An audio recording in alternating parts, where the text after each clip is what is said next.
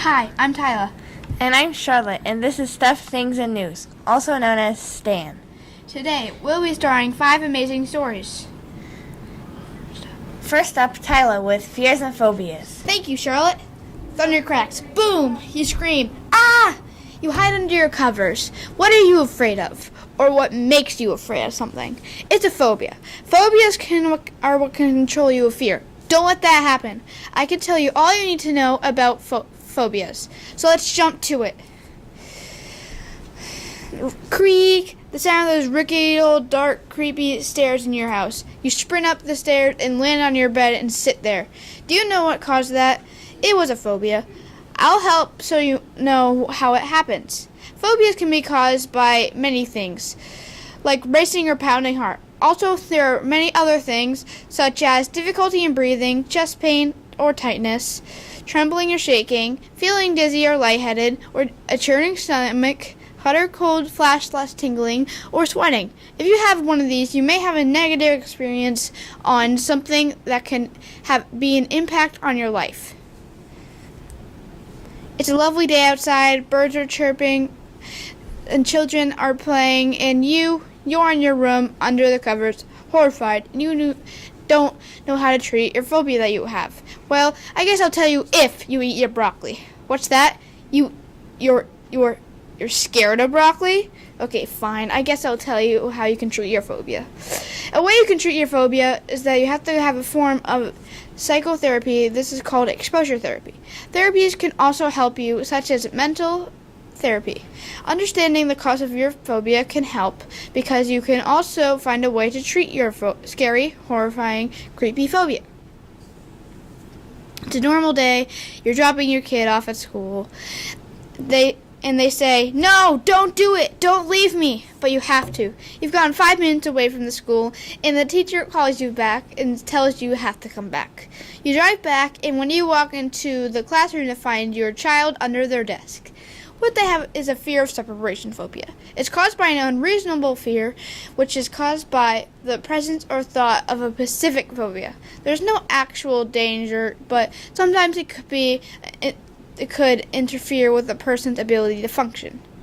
Imagine you're in a video game, blessing all the creatures, and boom. From out of nowhere, you see the monster that scares the living daylight out of you. You shut your computer immediately and wonder, are there any other fears out there? Well, what if I told you there was? Any object can become a fear object. For example, acrophobia, fear of heights, nyctophobia, fear of the dark. Also, do you want to know what the fear of broccoli is? Well, in case you do, it's lachnophobia, which is actually fear of all vegetables. Anyways, I guess this is it. It's the end. I wonder what the fear of saying bye is. Wait! Yes, you! Here's an example for saying bye. Imagine your BFF comes over to play. You have such a blast. You play all sorts of games, and all of a sudden, it's all over. The fun, the laughs, all gone. You go up to your room and feel all droopy and sad, and then remember, oh, I'll see them tomorrow. Thank you for listening. Now back to you, Tyler and Charlotte. Ooh, scary. Thank you, Tyler. I never knew so many things about fears and phobias. Next up, we have Charlotte with information about Hamilton the musical. Thank you, Tyler. Once you hear the first song in Hamilton, you can tell you are in for a treat. You can hear the amazing lyrics, you can see the outstanding costumes, and you can feel you are experiencing something special. Hamilton is one of the most interesting history lessons out there. It is a musical about Alexander Hamilton's life. Things like birthplace, family, love, hate, friends, enemies, and other things like that. And of course, a lot of politics. So here are some facts and background knowledge about this wonderful musical known as Hamilton. Amazing ideas like this show-stopping musical don't just magically pop into someone's brain. So what inspired Lin-Manuel Miranda into making Hamilton? Well, his main source of inspiration was Ron Chernow's biography about the life of Alexander Hamilton. Miranda thought it would be perfect as a hip-hop and rap musical. He thought it would be so perfect that someone had already done it, but no one had. The show started to form on May 12, 2009 at the White House when he finished the first song for Hamilton and performed it for Barack Obama. Hamilton was on Broadway, but there are about 40 theaters on Broadway, and Hamilton was only performed at one. So which one was it? Originally, it was performed at the Knickerbocker Theater and ran for 2 months, but that was in 1917 by someone named Mary Hamlin. But the more recent version by Lin-Manuel Miranda was performed at the Richard Rodgers Theater on August 6, 2015. It ran for 5 years but closed on March 13th due to COVID-19. As you know, Hamilton was inspired by something in real life, so now we need to investigate if it's accurate or not. Well, one of the most noticeable differences you can see is race. Characters like Thomas Jefferson, Aaron Burr, Hercules Mulligan, and George Washington are all black in Hamilton, but are all white in real life. Lin-Manuel Miranda wanted it like this because he said, "This is a story of America then, told by America now." There is one other big difference between real life and the musical, and that's Angelica's siblings. In the musical, she says she has no brothers, so she has to marry someone rich. But in reality, she had 3 brothers. Other than that, most of the details are right. Only thing is, some of it's exaggerated so the plot would be better. Now that you know lots of facts about Hamilton, it is time to have some fun with fun facts. One of the most rewarding fun facts about Hamilton is that it's gotten 11 Tony Awards. Also, the first 2 songs in Hamilton both took a year each. So for the whole thing, it took about 8 years with costumes, staging, and finding a location. Hamilton was sung almost all the way through, and almost all of it was rap and hip-hop. Because of the use of rap, Lin was able to fit 20,000 words into one musical. Now that I'm done telling you about Hamilton, let's review what we learned. We learned how Lin-Manuel Miranda came up with Hamilton. We learned where Hamilton was performed and when it was performed, if it was accurate or not, and lots of fun facts. This is a must watch, so if you haven't watched it yet, you should. Other than that, that's all I have to say. So have a nice day. Now back to you at Stan. Good job, Charlotte. Next up is Tyler with... No, Marcella's up next. Really? But I thought... Yeah. Marcella's still up. I guess I got the papers mixed up. Oh well, next up is Tyler with... It's Marcel! Here, let me do it. Jeez. Next up is Marcel with Star Wars Original Trilogy. Thank you, Tyler. You might be watching a Star Wars movie right now thinking, wow, I bet it was fun making this. Guess what? No! It wasn't fun. First, there was the heat in Tunisia. Then, the freezing cold of Finns. Then, the betrayal by Disney, which happened decades after the original trilogy. But the point is, it wasn't fun. Well, mostly. There were struggles making A New Hope. In the 70s, movies were dark and gritty. A man named George Lucas wanted to change that. He wanted to make movies themed around kids, and he did. Okay, the fact he did was probably very obvious. Anyway, he started by shopping around a 12-page treatment of Star Wars to various Hollywood studios. The original script wasn't the one we know today. Luke was a grizzly old general. Han had gills, and the dark side was called the Bogan. But with each round, the story improved. In the second draft, Luke was a farm boy, not an old general, and Vader was the menacing man dressed in black we know him as today. The third introduced Obi-Wan and the tension between Leia and Han. George used the fourth draft when he started filming on March 25th, 1976. I'm going to say one thing about the filming. So they had a very muscular man with a very funny accent play the role of Vader. I've seen clips of them using his voice for the film. They're now a running joke between me and my sister. Anyway, Carrie Fisher, Princess Leia, started calling him Darth Farmer, which is funny, but not a good name for a Sith Lord. They decided to use a different guy to voice him, and when he found out, he was mad and refused to learn the lines for the other 2 movies he was in. Star Wars was released in 1977 and made more than $513 million. There were even more struggles making Empire Strikes Back. After Star Wars came out, people started to want a sequel. So George came up with a story in his head and hired Leigh Brackett to write a screenplay. Sadly, 2 weeks after she turned in her first draft, she died of cancer. George then hired Lawrence Kasdan, and they came up with a script, adding new characters like Boba Fett, Lando, and Yoda, and came up with the biggest plot twist in sci-fi history. George hired a director, whose name I do not remember, and started filming.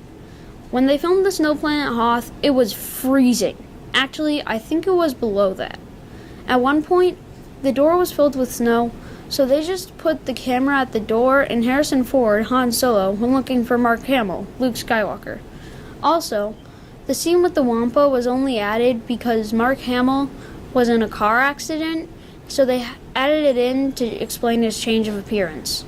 Next was the swamp planet Dagobah. Yoda was the exact opposite of what you think. George wanted it that way. The point was to teach Luke to respect the poorest person. I don't know why George added him, I'm just happy he did. Now, if you haven't watched Empire yet but want to, do exactly what I say. Cover your ears now. Vader being Luke's father was even a surprise to the cast. There was a fake page in the script, and the real one was only revealed at the last second. Okay, you can uncover your ears now. When released, Empire made more than $300 million. However, there weren't as many struggles making Return of the Jedi. At least, not that I know of. The original title was Return of the Jedi, but someone, whose name I forgot, like the director of Empire, said it was a weak title, so George changed it to Revenge of the Jedi. You know what? I'm just gonna call it Rotja. Anyway, despite the help George got, he had to work on Rotja every day. A bunch of stuff happened during the filming, but I couldn't find any sources on that. But one thing I do know is Endor was going to be the Wookiees' native planet Kashyyyk, but they couldn't afford to make that many Wookiee costumes, so they decided to use occasionally violent teddy bears instead. Because that's much better. It actually kind of is. Anyway, that's why Chewbacca and the Ewoks get along so well. And cover your ears again. A bunch of people wanted Han to be killed off, but that happened in the next movie. Well, the next movie chronologically. Also, the title was only changed to Return of the Jedi because Jedi don't take revenge. Okay, maybe I do know a lot of the struggles. Roger made over $309 million. When George finished the trilogy, he and his wife were growing farther apart each day. It seemed she was always waiting for him. They got divorced shortly after the release of Roger. It's okay though. George got married again in 2013. I hope you liked this essay. I had fun writing it. Okay, not that much. It was a bit annoying at times. Star Wars didn't just change the way we look at movies. It changed the way movies were made. For more info on this topic, watch Empire of Dreams, Story of the Star Wars Trilogy. If you don't want more info on this topic, still watch it. It has clips of the actor for Vader saying the lines for Vader. Also, Harrison Ford now regrets doing Star Wars because now everyone knows him as Han Solo. So, next time you see Harrison Ford on TV, don't shout, "Hey, it's Han Solo!" unless you're watching a Star Wars movie. In that case, go ahead and shout. Just don't shout it in the movie theater. Thanks for listening to this, and back to you, Tyler. Wow, thanks for the information about this Star Wars original trilogy. Now it's Tyler's turn, Charlotte. Thanks. Yeah, I know, you don't have to rub it in. Ay, caramba. Anyways, Tyler's up next with Sacagawea. Wait, how do you pronounce it? Snorlax? No, Sacagawea. Thank you, Tyler and Charlotte. Hello. It sounds like they're having fun over there. Well, have you ever heard of Sacagawea? If not, here are some facts. Sacagawea's name is really pronounced Sacagawea. Sacagawea is part of the Lemmy-Shoshone tribe. Even though much of her life is a mystery, historians don't know much about her. Sacagawea was born in August 1788 into a tribe called the Agakida, aka Lemmy-Shoshone tribe, present-day Lemmy County, Idaho. Did you know that Sakaga means bird and Wea means woman. Lewis and Clark called her Bird Woman. Around the age of 12, she was captured by Hadassah Indians, an enemy of the Shoshone tribe. Sadly, several of the Shoshones died in the attack. Have you ever wondered about Sacagawea's adulthood? Sacagawea had a very difficult adulthood, but there are still some upsides. Sacagawea lived among the Hadassah Indians for about 8 years. Sacagawea had her first child around February 1805. The next thing you know, she was traveling with Lewis and Clark on August 17, 1805. Sacagawea reunited with her brother when Lewis and Clark were buying horses from a Shoshone tribe. Sadly, she died in 1812. At least that's what historians think. Sacagawea made many achievements in life. Here are some of her greatest achievements. I think her greatest achievement was when she traveled thousands of miles with Lewis and Clark. Lewis and Clark also named a river after Sacagawea. They named it Bird Woman River. Another great achievement Sacagawea made was that she could find edible plants and make clothing out of items she finds in the woods. Historians don't know much about Sacagawea's education, but here's what I know. Sacagawea followed the women in the village and learned things like how to cook, how to make baskets, and how to work in the fields. Children also learned how to behave and the history of their tribes by listening to the elder stories by the fire pit. Sacagawea had many adventures in life, and I hope you learned a lot about Sacagawea's childhood, adult life achievements, and education. Back to you in the studio. Good job, Tyler. I never knew so much things about Sacagawea. How do you pronounce it? Sacagawea. Sakasina? Nope. Saka. Snarlikawea. Whatever. Next up is Eliana with Ancient Egypt. This is Egypt, not Hawaii, Tyler. Oh, I thought that was an Egyptian dance. Whatever. Eliana's up. Anyways, to the tomb we go! Thank you, Tyler and Charlotte. Pyramids, temples, tombs, gods, goddesses, pharaohs, kings, queens, and the Nile. That's what ancient Egypt was all about. Ancient Egypt began around 3000 BC, when Upper and Lower Egypt joined and was ruled by one pharaoh. Amun-Ra, or Ra, was the first god of Egypt. He woke up the gods to do things around Egypt.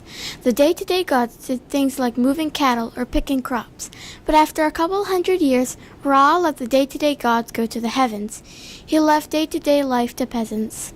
When Pharaoh Akhenaten became a pharaoh, he told people he was a god and he was the only god. He said that people were wrong if they thought that there were other different gods other than him. If you didn't believe him, you would be hanged. Akhenaten ruled when Egypt and Nubia were fighting, and he didn't make Egypt fight at all. All he did was make temples dedicated to him. Then, finally, Akhenaten died, and a new pharaoh came, and everything was back to how it should be. Also, did you know that there are 2 cat gods? The most famous one is Bastet. Now, let's talk about some famous pharaohs. We'll start with Tutankhamun, or King Tut. He began his ruling at 9 years old. That's younger than me. He died at 20 years old. His death is a mystery, but most people say he died of a broken foot. He also started a lot of battles with Ethiopia, Nubia, and Sudan. His reign was from 1332 BC to 1321 BC. His tomb has more gold than another ancient Egyptian tomb. That was King Tut's life. Now time for Cleopatra's life. Cleopatra was the last ruler of Egypt. She loved Julius Caesar. Caesar loved her too. Julius Caesar was ancient Rome's emperor. But when Caesar was assassinated and his brother took the throne, Egypt and Rome fought. After many long years, Egypt gave up. Cleopatra became a slave for Gaius Julius Caesar Strabo, Julius Caesar's brother. But while she was in her cell, a snake came near her. She grabbed it and put it to her arm. The snake bit her. Cleopatra died, ending the Egyptian empire. Now that you got a taste of the upper life, why don't I show you the lower life? The first thing you need to know is that if you were born a peasant, you stay a peasant and your children will be peasants. Let's start with some facts. The first one is that some temples were banks. Money was beer and bread. If you had a job, minimum wage was 10 loaves of bread and 2 jugs of beer. Egyptians loved beer. Both adults and kids drank it. Also, men and women both wore lead-based makeup. I want to share with you 2 more weird facts. The first one is everybody got medical care, even slaves. The second one is that immense court cases were decided by statues. The defendant and prosecutor each put a slip of paper of what they think happened next to a statue. The way the statue leans more is the person's story the judge will believe. Something you might have noticed is that I haven't talked about places, so that's what I will do now. Let's talk about some tombs and temples. The first place will be Temple Edfu. Temple Edfu is the second largest Egyptian temple. That's pretty big. It was dedicated to the god Horus. Its construction was from 237 BC to 57 BC. That's almost 200 years. Wow, these ancient Egyptians were slow workers. Now, let's talk about tombs. Did you know that some things in tombs could be made of solid gold? That's worth a lot of money. Something that is very gross is that some jars in the tombs had organs in them. The dead pharaoh wore a solid gold mask over his head. One tomb had a whole boat in it. The boat was still in good condition. Wow, ancient Egypt was such a cool place, but I don't think that I would ever live there. Remember what we learned: gods and goddesses, famous pharaohs, life of a peasant, and tombs and temples. The ancient Egyptian empire ended at 30 BC, just like this is ending now. Thanks for listening. Back to you. Nice. These are some new facts about ancient times. Yes. Well, that wraps us up. Yeah. Thank you. Wait, I think I can say it. Say what? No, you can? Sacagawea. Woo! I mean, that concludes today's episode. Thanks for tuning in to Stan.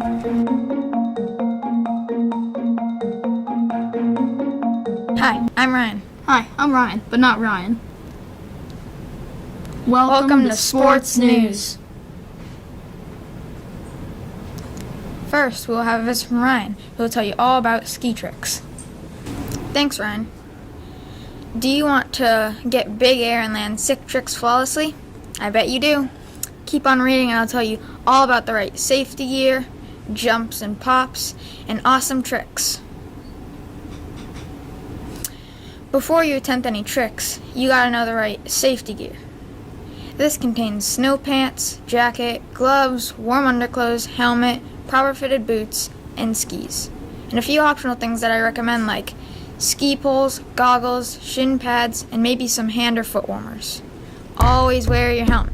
You don't want to get your skull crushed.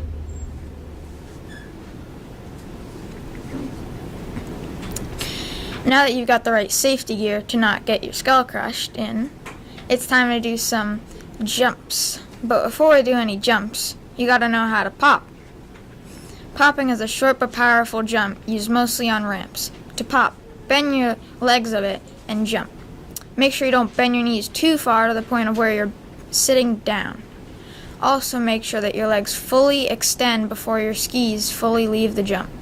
It's hard to go into detail, but Stop at Tutorials, not sponsored, has some good video tutorials on YouTube. Now that you can pop, go find a small bump or preferably jump. Always remember to scout out jumps before you hit them. Once you find that jump, go and scout it. Scouting a jump is when you go to the jump and look at all of its features and calculate the speed that you need to nail that landing. Now that you're ready to jump, go for that jump at the speed you think you should go. You might fall, but don't worry. If you're wearing the right safety gear, it won't hurt. You can just get right back up and try again.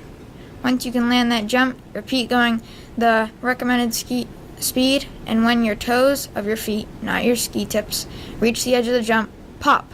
Then brace your legs for the impact and do the jump as you would before. Now that you can nail that jump, let's do some tricks. But before we do, once again, Stop at Tutorials, not sponsored, has tutorials for all of these tricks and more. Now I'll tell you the trick that some say is the easiest. It is called the safety grab, hence the name. It is a safe trick. To do the safety grab, all you have to do is reach down while midair and grab right next to your boot. But personally, I think there is an easier trick than this, the spready. The spready is a very easy trick where, while midair, you spread your legs and make a backwards pizza or snow plow movement. But make sure you pull them back together for landing. A few more tricks I won't go into detail about are 180s, 360s, butters, boxes, rails, and grabs. Stop the Tutorials, still not sponsored, has tutorials on all these tricks and obstacles. Now that you have the right safety gear, know how to pop and jump, and know some tricks, have you hit any sick tricks or jumps yet? And don't forget to be safe. Don't forget to shred. And don't forget, I'm still not sponsored. Thanks, Ryan. Now we know you are not sponsored. For our second story of the day, we have Ryan, who will teach you about dirt bikes. Because dirt bikes are cool. Thanks, Ryan and Ryan. And now, do you want to get a cool upgrade instead of your normal old bike? Well, I have the solution for you. Dirt bikes. Dirt bikes are motorized vehicles that run off gasoline and electricity, but there are many different aspects to dirt bikes. In this book, you will learn about some of those aspects, such as the different types of dirt bikes, the many features a dirt bike has, why and how dirt bikes work, and as well as dirt bikes for work. Now, there are so many different types of dirt bikes, and I am here to tell you almost all of them. To start this off, let's talk about the default dirt bike. Dirt bikes are only used for off-roading, which means they are illegal on the road, and because of that, they do not have a speedometer, taillights, etc. Next, let's talk about the dirt bike's opposite, the road bike. A road bike is just a dirt bike but made for the road. Pretty self-explanatory if you ask me. This also means it is legal for the road, just not made for off-roading. Because of this, that means that this bike has anything a motorcycle would have: a speedometer, trip meter, taillights, etc. Now, for the third type of these basic dirt bikes, we have the other opposite, the desert bike. This type of bike is made for riding vast deserts, much like the Sahara Desert, hence the name. Also, there is a dirt bike race there. This bike also has a humongous gas tank to ride those deserts. Now, some people want to ride on the streets as well as the dirt, so they buy a dual-purpose bike, which is a dirt bike and a road bike combined. Now, it's finally time for our two main race bikes. To start this off, let's talk about motocross. Motocross bikes are very lightweight and super tough to handle the dirt and rock. For the grand finale, our final bike, we have the enduro bike. Enduro bikes are a little bit more rugged than dual-purpose bikes and are more of a race bike for endurance. Even with the many different types of dirt bikes, somehow they all share somewhat common features, and now I'm going to tell you why these features are so common on dirt bikes. First, we have the knobby tires. Knobby tires are used for traction on all kinds of surfaces. Second, lightweight frames. Dirt bikes need lightweight frames of the bike because if it were too heavy, it would be hard to ride fast and you could do barely any jumps. Third is the very important long travel suspension. Dirt bikes need long travel suspension for handling jumps and different types of terrain. They also need this for being able to travel long distances when riding. And finally, we have the most important part of the entire bike as a whole, is the engine. There are two different types of engines that you can buy. It can be the 2-stroke engine or a 4-stroke engine. And the reason why these are so important is because without it, the bike would just be a giant toy Hot Wheel. In order to fully understand dirt bikes, first we need to understand why and how they work. Because if you didn't, it would be hard to get a bike good for you. First, let's talk about the cause of the movement of the bike itself.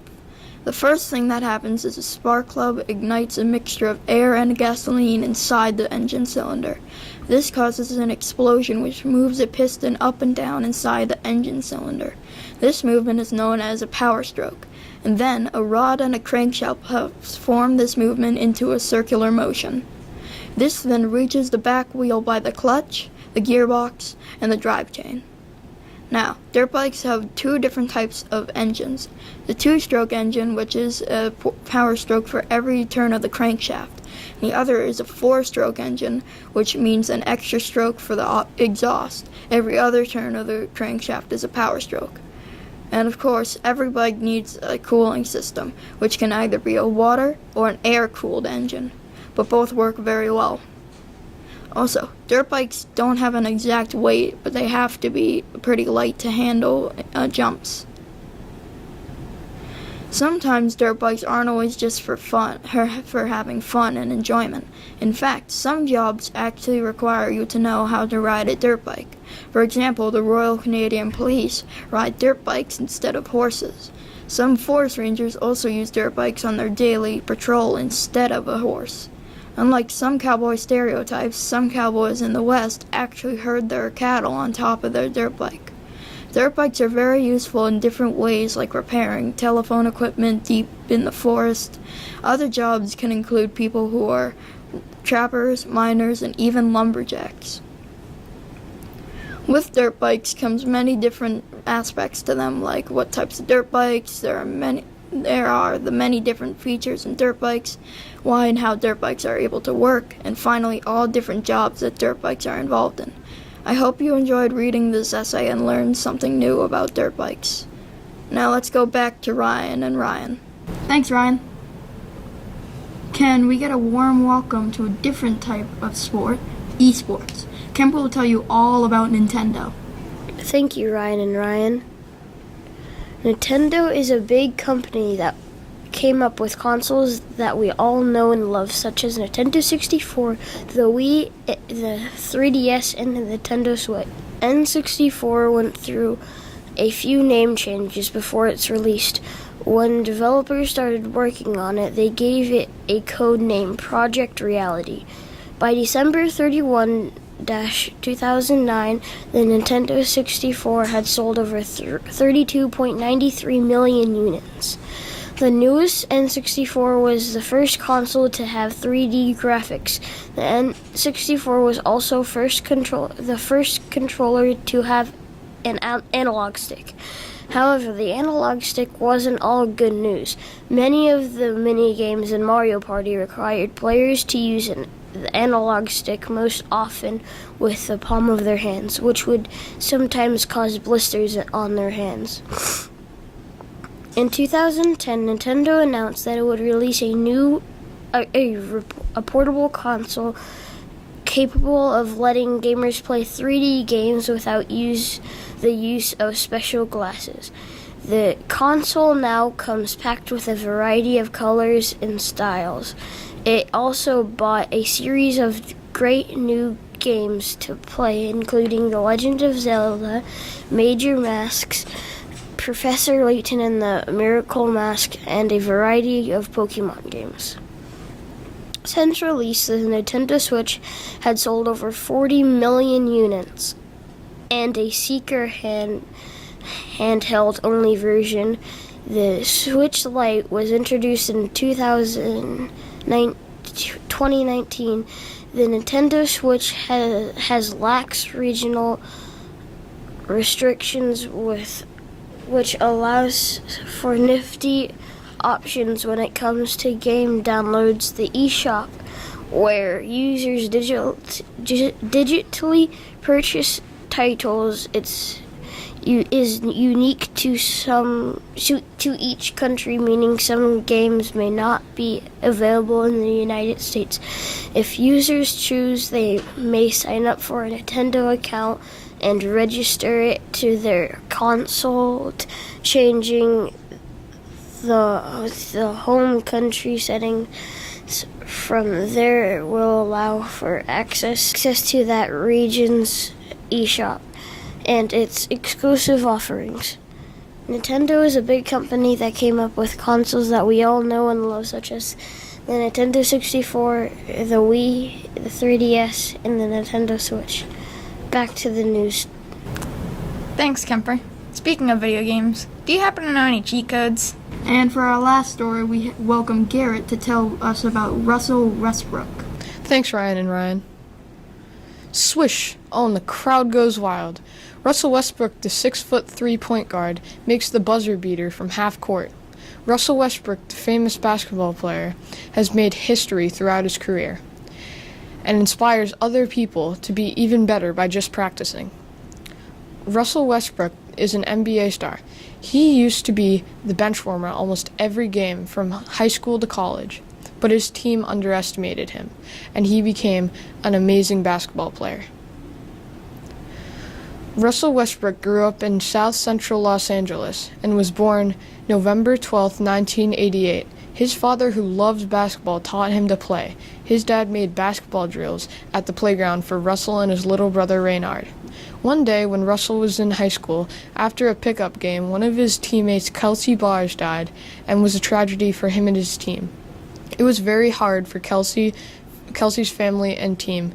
As a senior, Russell scored an average of 25 points per game and eventually moved on to his career in college. Russell Westbrook is making history in his career. In his first 3 seasons, he was the 5th player to get 4,000 points, 1,500 assists, and 1,000 rebounds at that point in his career. He led his team to the 2012 NBA Finals and was picked MVP 2017 for becoming the first player in 55 years to score a triple-double in his entire season.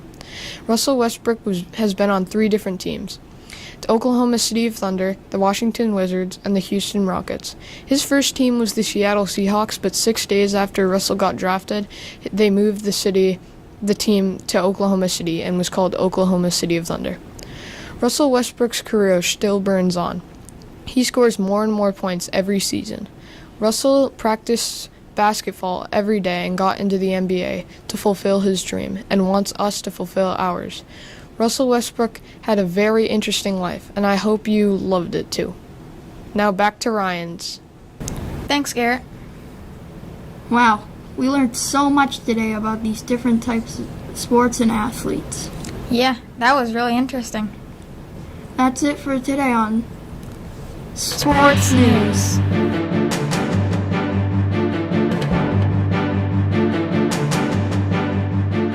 Hello and welcome back to the Oompa Loompa News Cruise. First up, we have our Smurf of the class reading on the topic of Seattle Seahawks.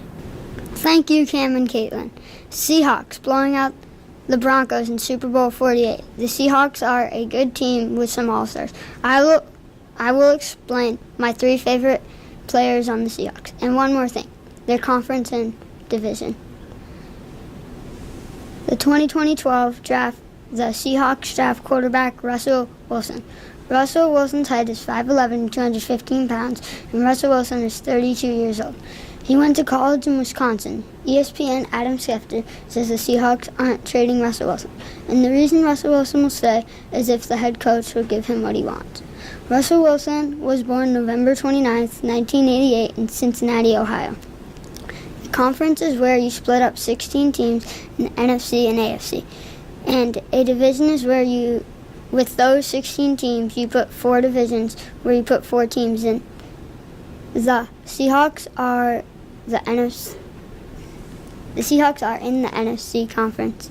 The Seahawks are in the NFC West with the Arizona Cardinals and the Los Angeles Rams and the San Francisco 49ers.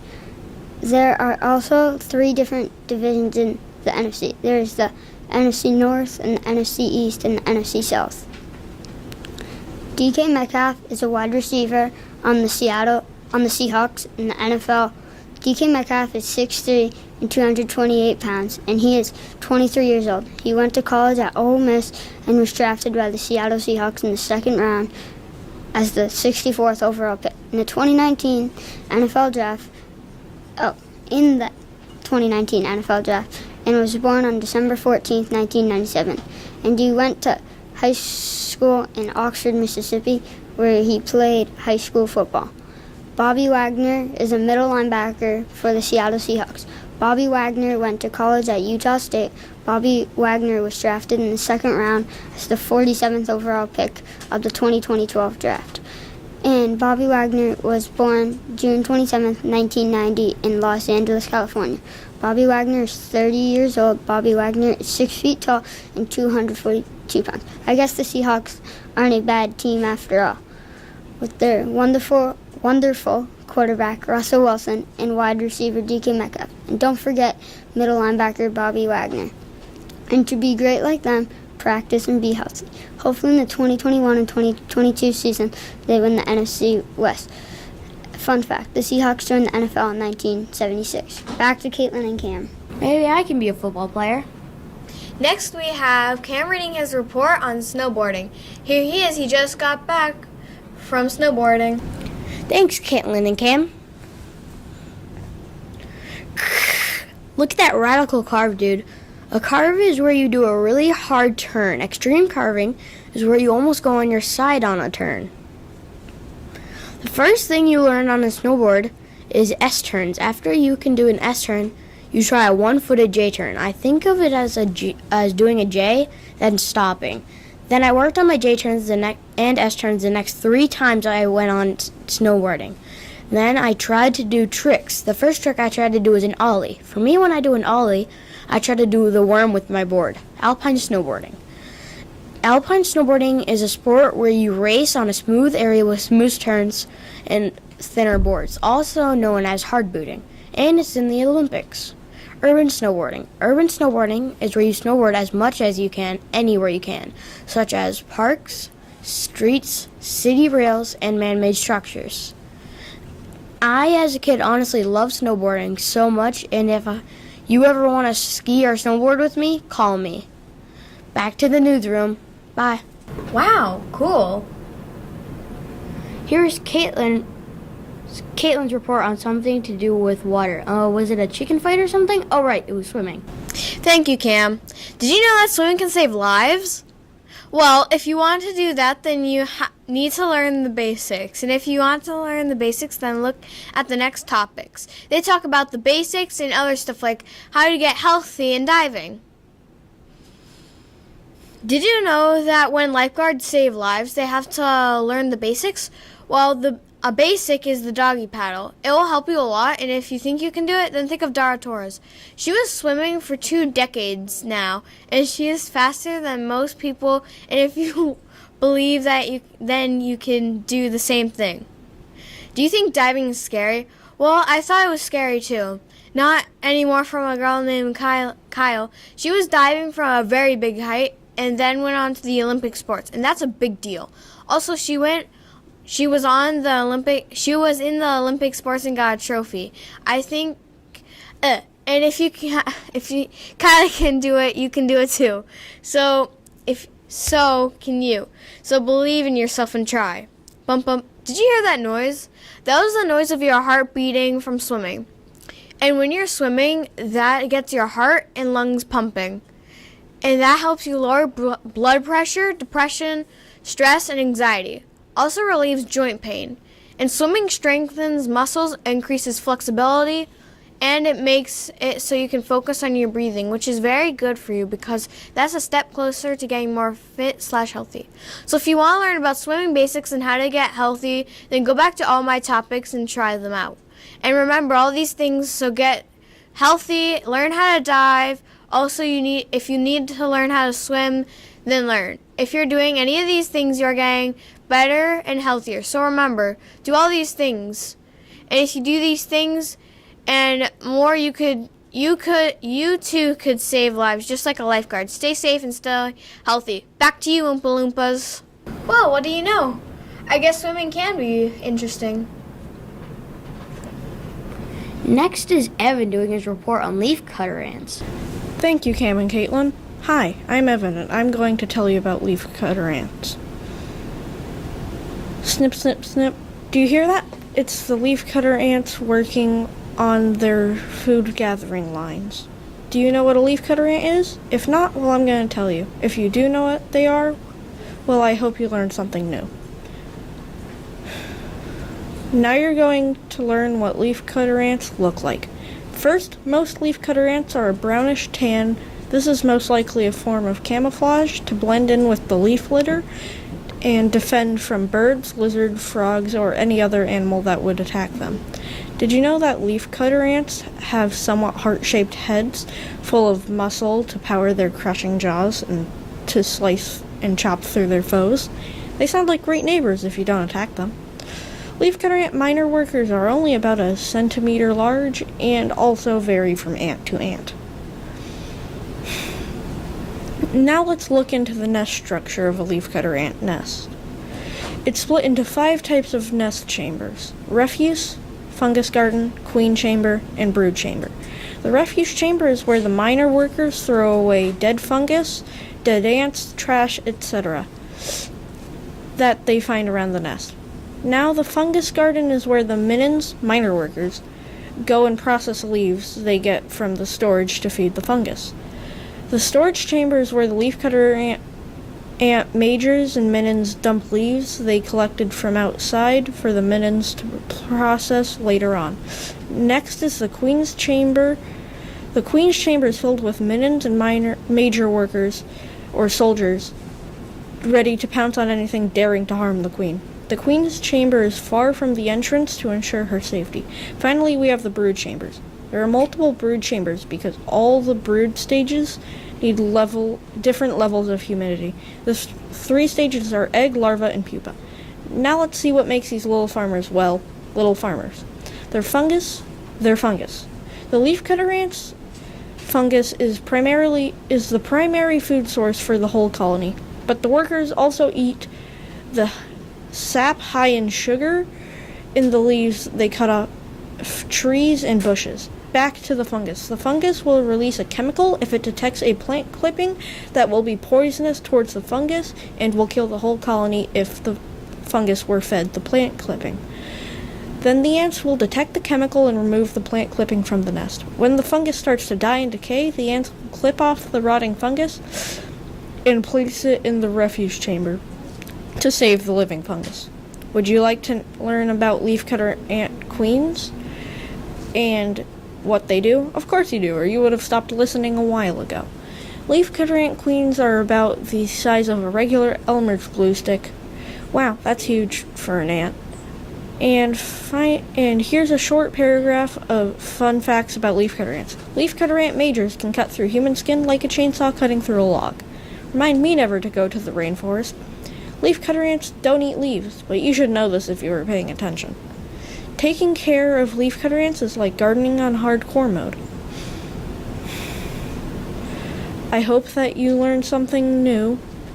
And to recap the topics we covered, their description, nest structure, fungus, queen, and fun facts about them. Once again, I hope you learned something new, and I hope you enjoyed it. Back to you, Caitlin and Cam. Wow, I never knew so much about leafcutter ants. Next, we have Julia with Spanish culture. Caitlin, it's culinary. Julia has told you over 500 times. Yeah. Culinary culture, they're basically the same thing. No, they are not. Whatever, let's just get on with the story. Thanks, Cam and Caitlin. What color is the sky? Mi amor. You tell me that it's red. Mi amor. Where should I put my shoes? Mi amor.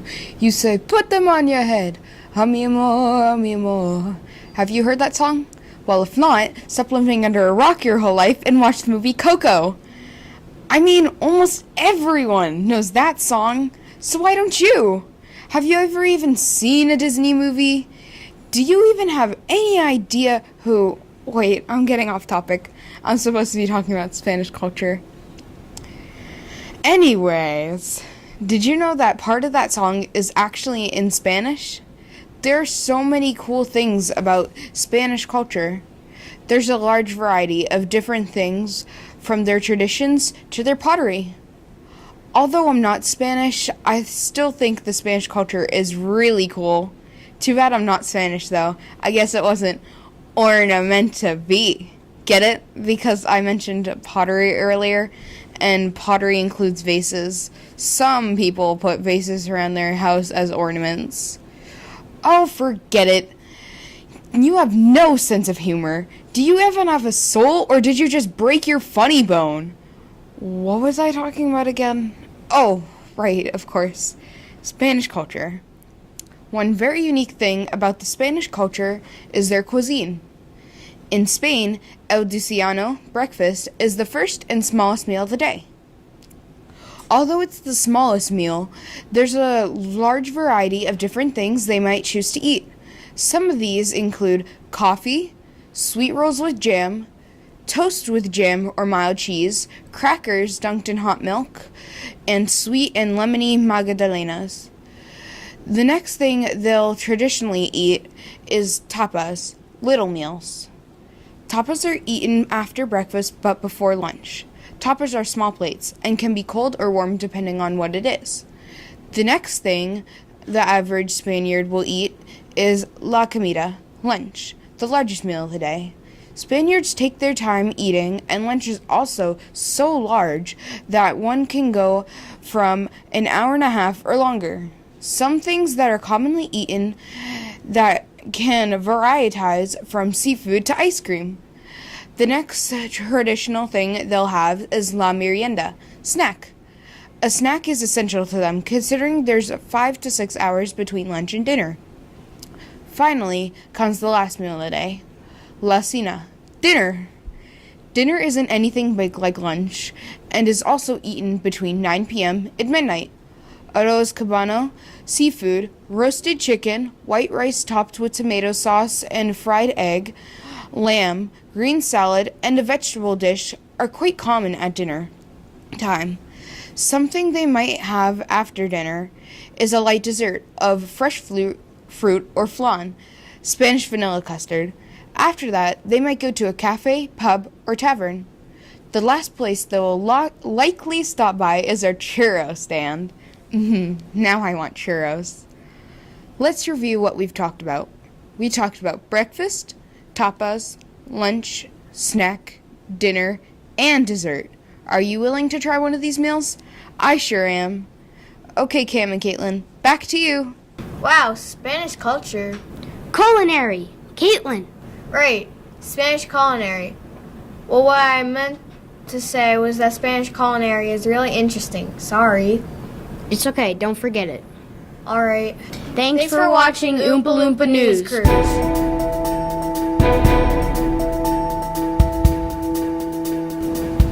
Hi, I'm Leah. And I'm Brooke. And We are the Ramen Noodle News. We have 5 amazing writers just waiting to tell you their story. First, we have Dylan, which is writing about rabbits. Let's hop right into it. You hear me? I made a joke. I'm so funny. Thank you, Leah and Brooke. Have you ever seen a rabbit before? Well, if you haven't, today I'm telling you some facts about them. Rabbits are really great fun pets. They are mammals. They have 2 rows of sharp front teeth. Wild rabbits have speckled fur called agouti.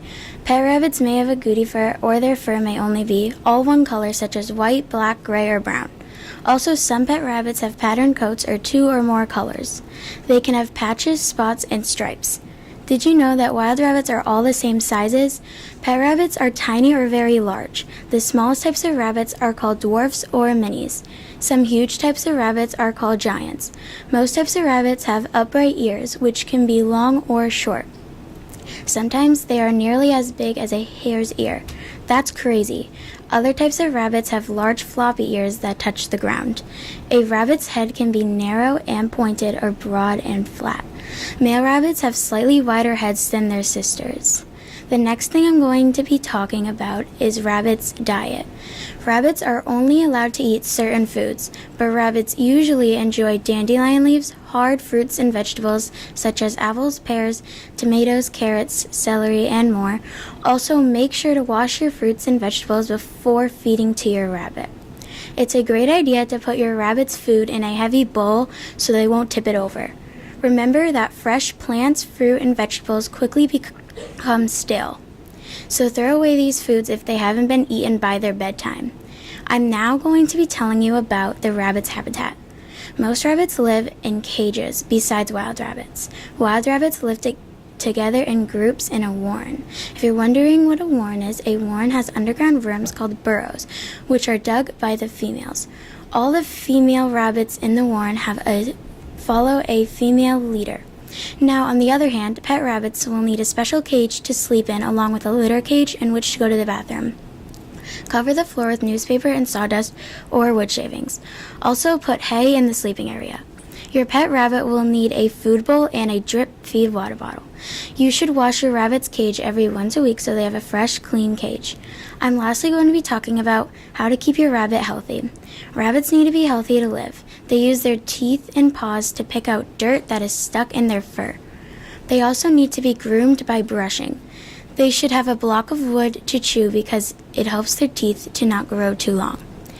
Next, when you go on vacation, you will need to find someone who will look after your rabbit while you're away. And make sure to hold them every once in a while. I hope I have changed your mind now if you did not like rabbits in the first place. Remember that rabbits are really great and fun pets. Now back to you, Leah and Brooke.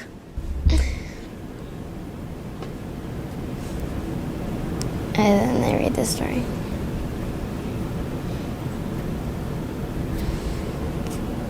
Never knew that. Next, we have Tori. No, it's me next, not Tori. Okay. Next, we have Tori. I mean Brooke. Finally. Next, we have Brooke, I think. Oh, it is Brooke. She's reading about silver doodles. No, golden. Right. I meant to say that. Totally. Welcome, Brooke. Hi, I'm Brooke. I'm going to tell you about mini golden doodles. Owners that take good care of their golden doodles can have their golden doodles live for 10 to 15 years. You also have to be on the lookout for health issues. Golden doodles can get ticks very easily, so be careful. Golden doodles can come in all different colors, like white, reddish brown, dark brown, black, etc. Golden doodles can also be in different patterns, like Merrill, Brindle, Phantom, Sable, and Party. Golden doodles are very good with family. Golden doodles also have a long life. Golden doodles are very good for snuggles. Golden doodles are a mix of a mini poodle and a golden retriever. Golden doodles do not like being alone. Today you learned all about golden doodles. Hope you liked it. Bye. Aw, I love silver doodles. No, golden doodles. Right. Next we have Leah with, dogs. Welcome, Leah. Thanks, Brooke. Dogs are very helpful in many situations. Well, hi, I'm Leah, and I'm going to be telling you some very fun facts about dogs and why you should get one or to convince your parents to get you one. You want to know which dog is closest to a wolf? Well, a Saluki is. They are one of the tallest dog breeds. They can grow up to 23 through 28 inches. These dogs can age up to 12 through 14 years old. A Saluki can almost run as fast as a cheetah. Ever thought of that? A Saluki dog can shed, but there are clean dogs with short coat of fur. Next. Want to know some fun facts about dogs? Well, I can help. Some Pacific dogs are pretty good swimmers, but a Labrador Retriever is one of the top 10 best dog breed swimmers. Weird thing is that dogs can be right or left-handed. I mean pawed. The left paw controls what the brain wants them to do with the left hand, and the right is pretty useless, pretty much, but dogs are outside chasing their bouncy balls, tails, toys, and anything else, but they cannot sweat. A weird fact is that pups are deaf, blind, and toothless when born. Something not surprising, poodles are the smartest dog breed. They are always sassy in movies. Last fact is, a Chihuahua is the smallest dog breed. Adorb. Dogs are carnivores, so they eat small animals, like mice, moles, rabbits, birds, insects, and so forth. Some they just don't eat, they just kill. Most of the time, just kill. But for human food, they like bacon, peanut butter, cheese balls, cooked/boiled, chicken, and turkey. That's basically it. Dog's smell is way better than ours, like 10,000 times better. If you have a dog and you had them for like 1 to 2 years, they will remember your scent. The cool thing is that they can smell from 20 kilometers away, but they can still hear better. Now, back to you, Brooke. Dogs are weird but fascinating. You think everything's weird. Yep. Anyways, next we have Emma, which is reading about Australia. Bonjour. That's not Australian. Then you say something in Australian. Ugh, whatever. Thought so. Welcome, Emma. Hi, I'm Emma Hickey, and I will be reading to you all about Australia. So sit back, relax, and enjoy the ride. These are some cool facts you have to know about Australia. Americans call Australia the land down under because Australia is located down under the equator. The word Australia comes from the Latin word australis, which means southern. The capital of Australia is Canberra. The population of Australia is over 18 million. The size of Australia is 2,996,200 square miles. Australia is the largest island, and last but not least, Australia is almost as large as the USA. Two of Australia's most known animals are koalas and kangaroos. Koalas look like furry, cuddly teddy bears. They sleep during the day and eat at night. Koalas eat mainly the leaves of eucalyptus trees. Eucalyptus trees are large hardwood trees found in forests of eastern Australia. Many of these forests are being cut down to make more room for people. That means less food for koalas. The kangaroo is one of Australia's national symbols. It is a marsupial as well as the koala. The great gray kangaroo can jump 6 feet in one leap. Kangaroos eat grass and bushes, just like cattle and sheep. Some ranchers think kangaroos are pests because they take food away from cattle and sheep. Australians like to be outdoors. They like to swim, fish, sail, and ski. They ride bicycles, horses, skateboards, and surfboards. They cook outdoors on barbecue grills. Two of Australia's traditions are bush tucker, which is the name of Australia's traditional food. The second tradition is the famous Melbourne Cup horse race that people gather to watch. Thanks for reading all about Australia by Emma Hickey. I hope you enjoyed it. So cool. Lastly is Tori, this time Leah. She is reading about, Manakuna cats. No, Maine Coon cats. Maine Coon cats. Yeah, welcome Tori. Thanks, Brooke. We all love the most amazing felines, but the best one is Maine Coon cats. It's important to give your Maine Coon cat basic care. Make sure your Maine Coon gets a good brushing at least once a week. Brushing a Maine Coon's fur will keep fur off your furniture and your clothing. If I get a Maine Coon and don't brush it, I'll probably turn into a cat too. Also, when you don't brush your cat's fur and you snuggle the cat, you'll get fur all over you. I don't want fur on me.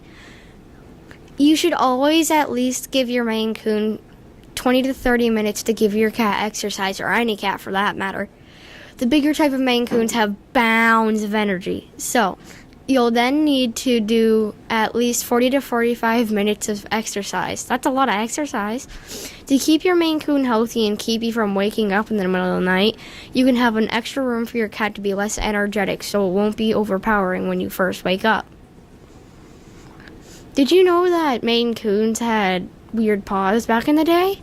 Maine Coons back in the day, breeders made this mutation of cats having more toes than normal, which is called double pawed. That's weird. In the olden days, Maine Coons with the mutation made the fur in between their toes even stronger. If you get a double pawed cat, you probably won't, because it is very rare and not allowed. That's sad. I wanted a double pawed cat. Maine Coon cats are very, very gentle creatures. Also, Maine Coons are really friendly. Even if the Maine Coon gets hurt by accident, the cat won't want to hurt the person that hurt the creature. Maine Coons are also very good with kids because they are so sensitive. Even the Maine Coon knows what the child needs and how to treat the child. I guess it could be a mom. Maine Coon cats can make a bunch of weird noises. Did you know that Maine Coons are known for making weird noises? One is chirping when they are excited. The good thing is that it doesn't get loud or annoying. Thank the Lord for not getting annoying. Basic care, exercise, weird paws, the gentle giant, and get ready for weird sounds just makes the Maine Coon such a perfect pet. Maine Coon should be a normal recommended pet because of the hard work and affection you earn back. This is why Maine Coons are such a good pets. Now back to Brooke. Okay, Wow, I myself. never knew cats were weird. Jeez, Brooke, they're not weird. They're just, what are they? Exactly. Well, at least I know how to say Maine Coon cats. Anyways, Thanks for watching. Ramen noodle news.